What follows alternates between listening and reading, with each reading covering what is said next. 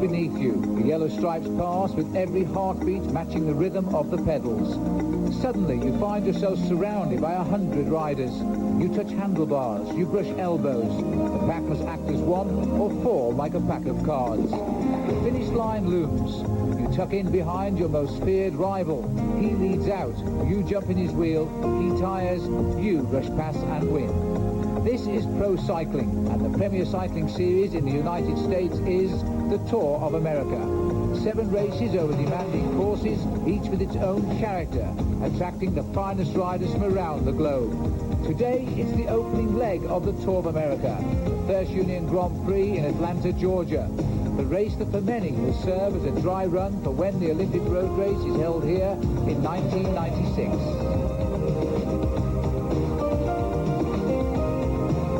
In 14 months' time, the city of Atlanta in Georgia will host the Olympic Games, but today, for the 4th year in succession, it plays host to some of the finest bicycle riders in the world in the 4th running of the First Union Grand Prix. Hello again, I'm Phil Liggett, along with Davis Phinney, formerly one of America's fastest bike riders, and this is the course that Davis would have loved. It's fast and it's very flat. Davis, over the 4 years, though, we've only seen 2 winners, Malcolm Elliott, 2 years running, and Lance Armstrong. They will be the men to watch, but Malcolm Elliott's been a little bit sick since the recently completed Tour DuPont. Lance Armstrong, on the other hand, riding a new high. He's just come off a big win. He has tremendous strength. Everyone in the field will key off Lance Armstrong. He is the new man on the scene, certainly since Greg LeMond retired.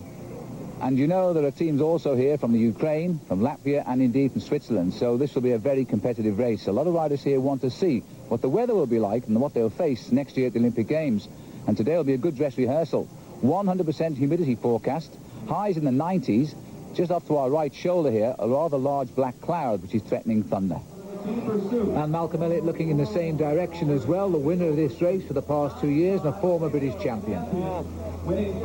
Malcolm may be the Chevrolet team's best hope in the past, but not today. This man, Steve Haig, wearing the current U.S. Pro Championship jersey, is the one rider on Chevrolet LA Sheriffs who really feels good. And fresh from a great victory in the Tour DuPont, only the second ever by an American rider, Lance Armstrong today should be as confident as frankly Davis he ever will be. This is the race information, 120 miles, 16 laps of a 7.5-mile circuit, and the riders on the line, there are 141 of them. It's a great field. So the start on 10th Street to the gentle rollout, and Davis Phinney, who rode this race only 2 years ago and finished in the first 6. Davis, they're not going to race into it too quickly, are they? It's hard to say, Phil. This race historically starts fairly fast because, as you pointed out earlier, this is a prelude to the Atlanta Games next year. So all the riders are thinking about that in the back of their mind. And you see the Saturn's team at the front. They have a full complement of 10 riders today, one of the strongest teams. I think it's fair to say, too, they are very thirsty for a slice of the action in the United States, and they're starting a breakaway very early on here. This is now lap number 3, some 20 miles into the race, and this is an attack by Bob Bowen, and it's been countered by the American amateur rider John Leishman.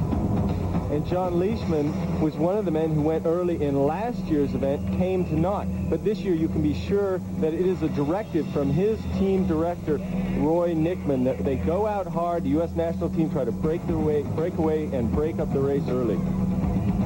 Well, the U.S. amateurs, of course, tend to race shorter distances than the big pros. It's a long way today, and in fact, Lance Armstrong is being very attentive as well. He has a very strange style at times, Lance. Look how short he reaches out there, Davis. Yeah, he does sit up a little bit and catch his wind, so to speak. He's kind of a mini parachute. He's had trouble with his time trialing for that exact reason. He doesn't crouch over the bars, as you see Leishman here doing, a little bit more aerodynamic.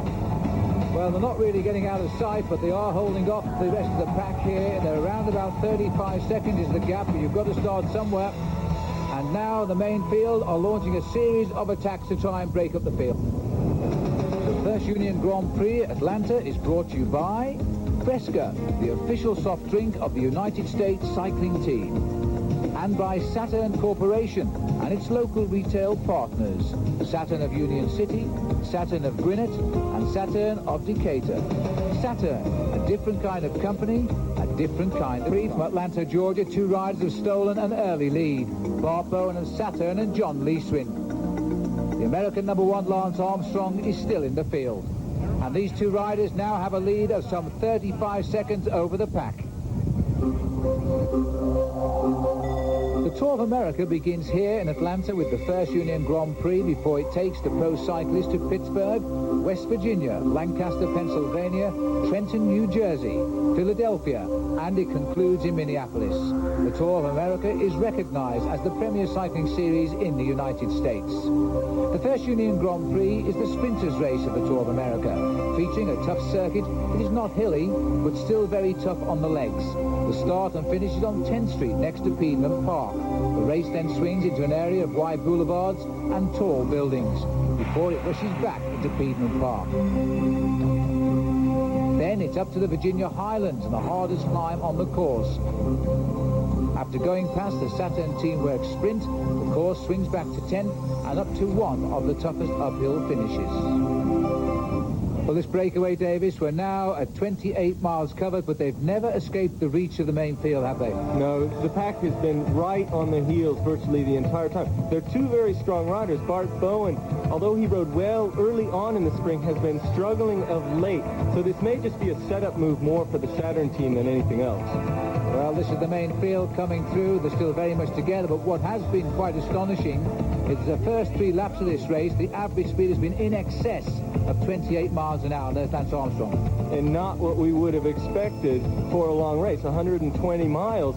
So no one is really giving any slack. The riders are just going straight from the gun and going flat out all day. The riders will become very tired at this pace later on. John Leeson, in fact, was on your Coors Light team last year, and he did a similar move like this. In fact, they're being brought back right now. This is one of the Ukrainian riders at the back here, Alexander Kedruk. And Marty Jemison of the Montgomery Bell team, so they're being caught up. But your point about John Leishman is a good one. He was also a professional, in fact, last year, and he's returned to the amateur ranks with the U.S. national team in order to get into these big events this year.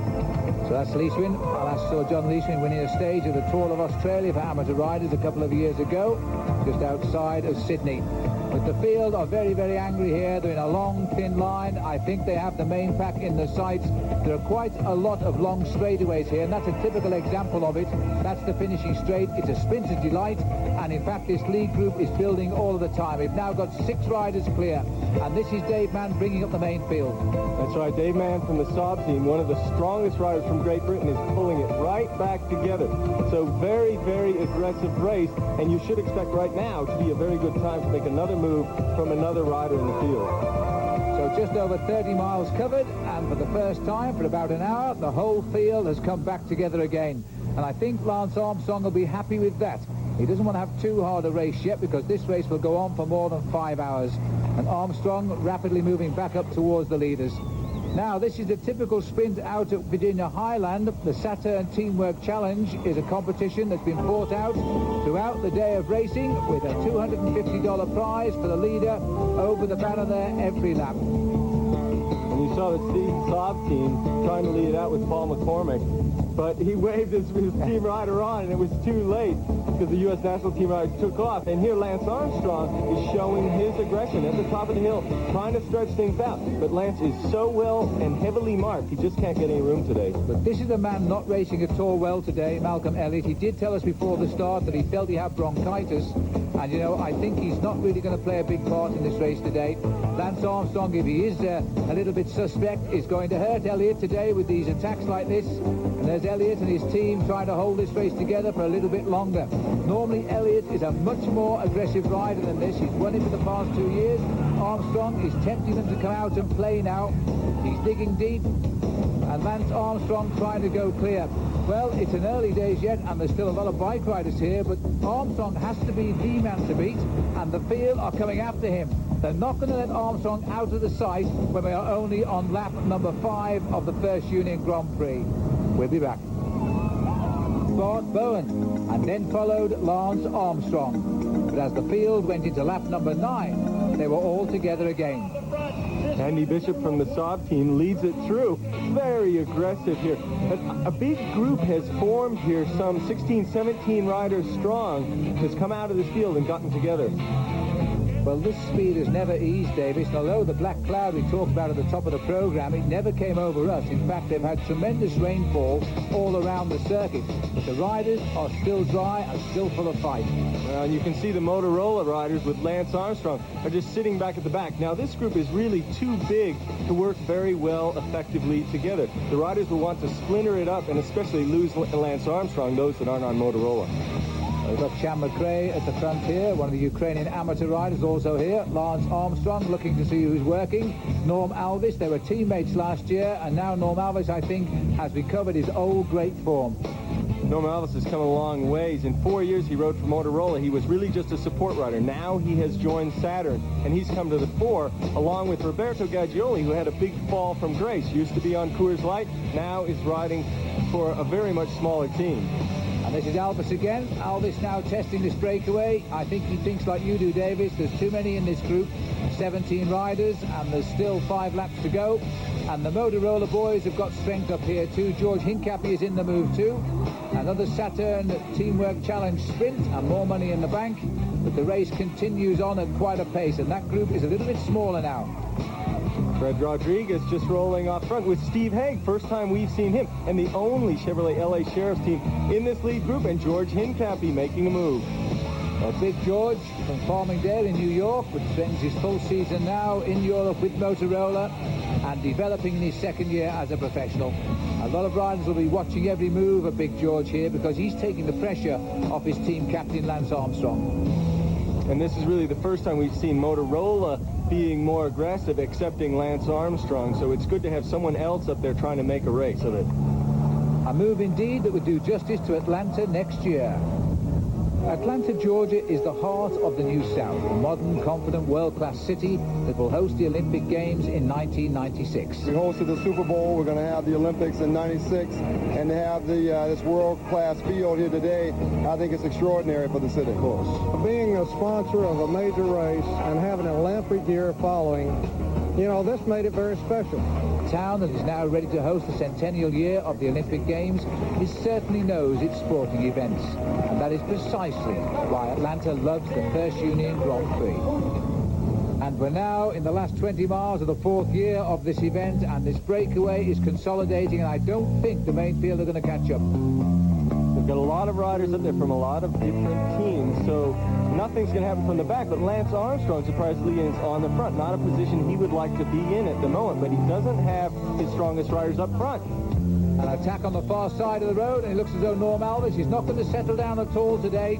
This rider from Saturn has attacked whenever the opportunity has arrived. It's a little bit surprising because Norm is saying he's a little bit tired. He's done so much racing lately, although he's had good form. And when you have good form, you go with it. And he is doing that today, just as Malcolm Elliott did 1 year ago. Well, a tremendous pedigree, Alvis. He rode in the Olympic Games back in 1988 when a young American amateur rider. Since then, he's ridden the Tour of Italy and the Tour of France, and he's not afraid to have a go. He's still got about 2 1/4 laps left to ride. And Norm Alvis has made a serious commitment to next year's Olympic Games. He's moved to Colorado Springs. He's putting every effort in with the United States Olympic Training Center just for that one goal. And it's certainly paying off today. Look at this ride. Just having a look over his shoulder there, David, to see what sort of gap he's made. Well, he's made about 15 seconds. In fact, it's more than that now, looking right in the distance. There are a couple of riders, and here they are. And Roberto Gaggioli, you see the left arm flick. In fact, he thought Fred Rodriguez was already behind him. He wants Fred to come through, and Lance Armstrong has realized the big break is underway. Can he catch up? We'll be back. 5 minutes left to race in the First Union Grand Prix. The professional rider from Team Saturn, Norm Alvis, has launched an attack. Lance Armstrong is trying to get on terms, but Alvis is the man setting the pace. Alvis is doing a terrific job here. He's made a great move. Good strategy by the Saturn team. They had Bart Bowen out earlier, and now Norm Alvis has taken over, and it's not that far from the finish line, except he's got 2 men on his heels, Fred Rodriguez and Roberto Gaggioli, chasing hard, but packed right behind them. And I'll tell you what, Davis, Roy Nickman, the coach of the young US amateur team, should be very pleased the way they've ridden today. They've always had a man in the action, and the young riders have worked hard to make sure Rodriguez is up here. Both of these riders are very good sprinters if they can catch up with Norm Alvis. Especially Roberto Gaggioli. Gaggioli's in an interesting situation. Not usually he is one to take up the pace in a breakaway like this. He would prefer to sit back and win the sprint. But Norm Alvis has thrown it all out there, and he is going very, very well. He keeps looking back, so he knows where he's at. I think these two riders are very close to him right now. I think, frankly, we're only looking about 8 or 9 seconds, but he's keeping the pressure on. He's making them work all the time to catch him. If he gives them an easy ride, he knows he won't stand a great deal of hope in the last lap sprint. Oh, that's right. He has two strong finishers coming up from behind. And the Motorola team is desperately trying to catch up right now because they have been missed out here. There's 3 riders up the road, and it's Lance Armstrong at the front doing the yeoman's work to catch back up. But there's nothing else he can do. Everyone is singled out behind him, and they're not going to let Lance Armstrong go anywhere today. And by the way, Malcolm Elliott is noted by his absence. In fact, Malcolm Elliott has got bronchitis and has retired from the race. So the winner for the last 2 years is out, and the throne is now vacant. And Alvis is the prime candidate. He really is working hard here. But look at Fred Rodriguez. He's looking for a little bit of help now from the professional rider Gaggioli. Gaggioli, by the way, has won something like 90 races as a pro. And among them, the Course States Championship in Philadelphia, and indeed a number of the Tour of America races. He knows what it's all about. In the 80s, American cycling could boast of great champions like Greg LeMond and Andy Hampsten. But to compete, these great achievers had to fly overseas to Europe because American cycling was a sport without great races. Then in 1985, Philadelphia first played host to the Course States Championship, the greatest one-day cycling race in America. After that, races sprouted in Pittsburgh, West Virginia, Minneapolis, and here in Atlanta. And so was born the Tour of America, a world-class circuit that provided the great homegrown talent with real events. And today, the Tour of America is not only the premier cycling series on the continent, it's also very popular with the hundreds of thousands of fans who line the streets and cheer their heroes on. We got a small group, they stayed away. Age group stayed away. Here they come to the line. It's the small group. We've got Motorola in the front. We've got Motorola. The outright winner of the overall series is the rider who is the most consistent finisher in all of the 7 events. Well, this race has been a tax all the way, but now Norm Alvis is still holding the lead and time is running out for the rest. The main field, in fact, Davis, is now more than 8 minutes behind with the chase groups in between. And Bobby Julich is the only Motorola rider left to help Lance Armstrong here. Lance is just not in a good situation today, but Norm Alvis certainly is, although he can see the 2 riders are right behind him as they come up through the finish line. So he's made a very desperate gamble, but a good one. He's winnowed it down to just 3 riders if those 2 catch up, and that's a lot better than 100-plus starters altogether at the finish. This has been a super strong showing by Norm Alvis, but the other 2 have never given up. They've never lost sight of him. And here they come at Gaggioli. Take a look at his face now. And Rodriguez. These 2 are going to bring him back. And I think they're going to bring him back on the last lap. Bobby Julich trying to keep Lance Armstrong in the race here, but he's still a couple of minutes off the pace. And I think for Lance Armstrong, the time has run out today under the dark clouds of Atlanta. And Armstrong may be dreaming that he hopes that this doesn't happen 1 year from now in the Olympic Games. He made the early moves, but he allowed the big move to slip away from him now, and Norm Alvis is out in front, but Alvis himself knows the other 2 are catching up. They'll do it on the last lap. We'll be back. Atlanta brought you by Breathe Right Nasal Strips and by Saturn Corporation and its local retail partners, Saturn of Union City, Saturn of Gwinnett, and Saturn of Decatur. Saturn, a different kind of company, a different kind of car. It's over 4 1/4 hours now since the flag dropped on this race, and there's just a few seconds in it for Norm Alvis, but he knows the other 2 riders are closing in. The good position to be in is right behind Norm Alvis, because those 2 riders right there, Fred Rodriguez and Roberto Gaggioli, have him in their sights. So they are the hunters now, and he's the prey, and they've not got very far to close up, but Norm Alvis still has a fairly significant lead here with just some 7 miles to go. What we got there, Davis, is a lovely uphill view of the finishing straight in just 7.5 miles time. 1 lap to go. This time at the top of the hill through the start-finish line will be the bell lap for Norm Alvis, and he must know now that those two riders are closing in on him so quickly. Fred Rodriguez has ridden so well, he's recovered well from the 12-day Tour of DuPont.